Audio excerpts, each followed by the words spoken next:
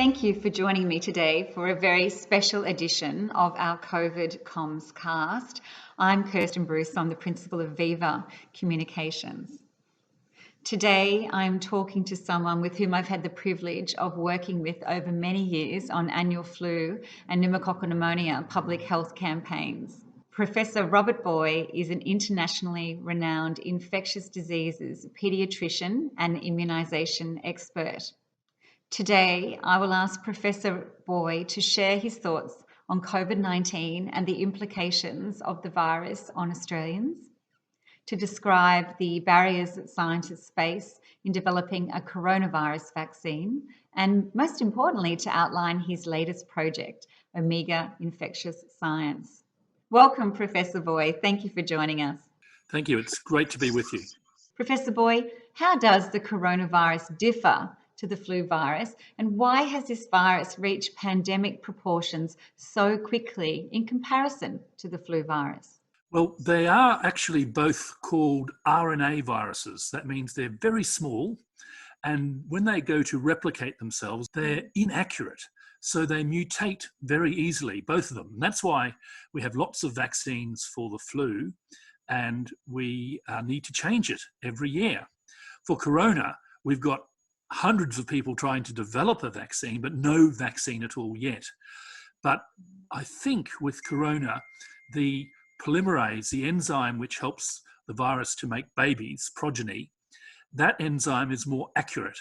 So if we made a vaccine for corona in the next few months, it's likely to be more steady, more reliable, and able to be used maybe for a couple of years instead of having to be changed every year. Why has it become a pandemic?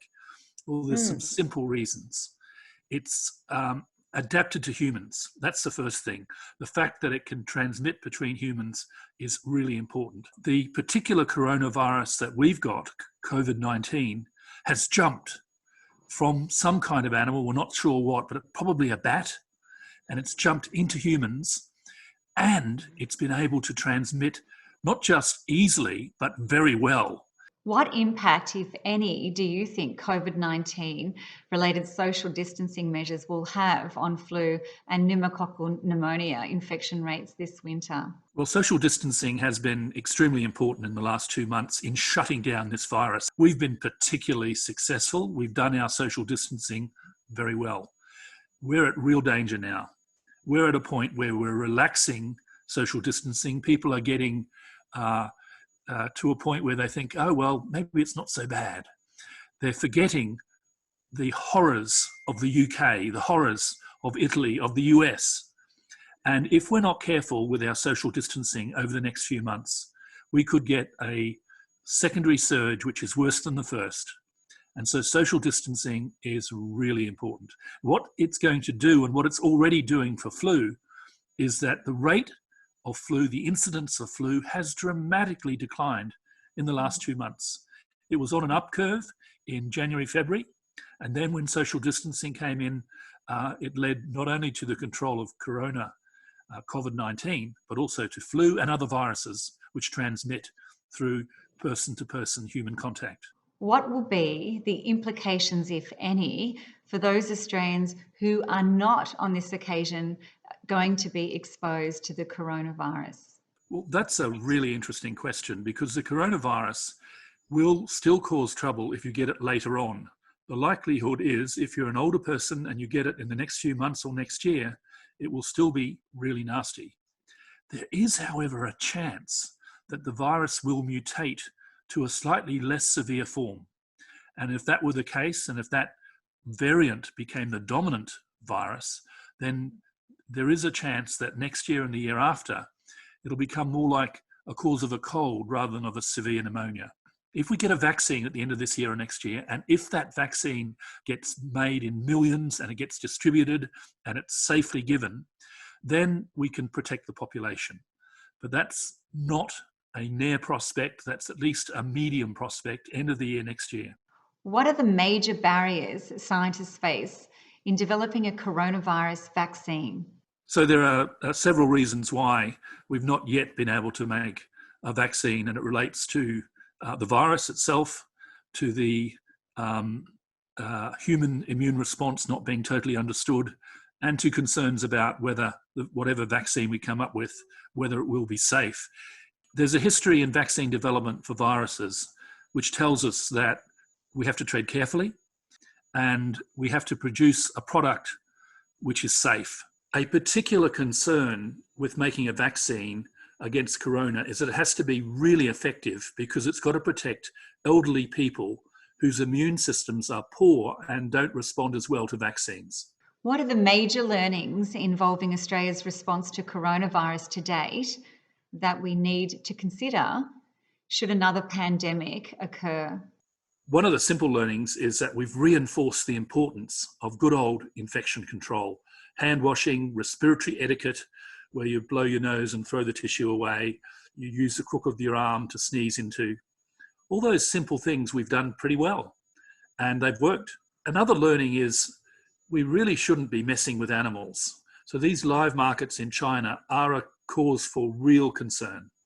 And we do need to have an inquiry to understand which animal, was it a bat, was it something else? Given that our lockdown is starting to lift, what should we be doing and what should we be careful of moving forward? Well, we've learned that, for example, young children are infected less often, and when they are infected, usually quite mildly, unless they've got an underlying problem with their immune system. We've learned that the elderly are much more likely to get severe disease. We've got to not lose sight of the things that work so well, because if we can continue to apply them, we've got a chance of keeping this virus under control. Your most recent project, Omega Infectious Science, combines your lifelong passion for science and children. What we have is a free 10-lesson plan available on the internet, 2 teachers, 2 students, absolutely no hidden costs.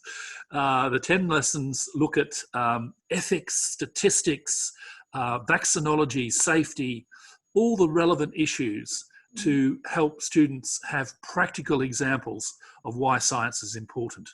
This platform sounds amazing. So what's so different about the way in which your digital platform is teaching kids about science?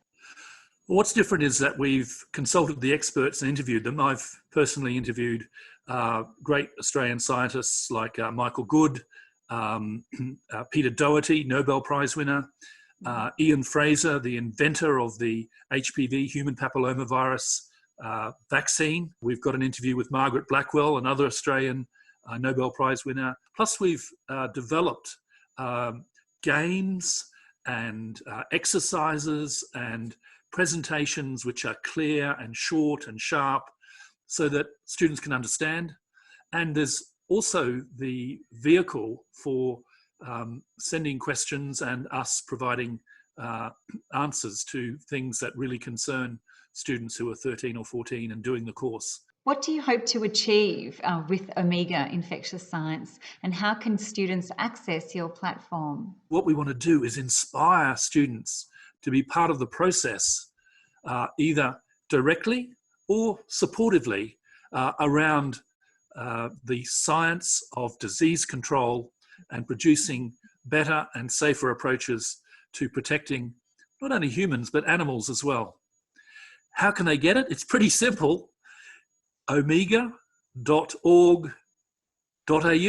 Well, it sounds like a fabulous platform. Congratulations for developing it. I'm sure it will prove so invaluable to so many students out there. Well, thank you so much for joining us today, Professor Booy, and for sharing your knowledge and insights on COVID-19.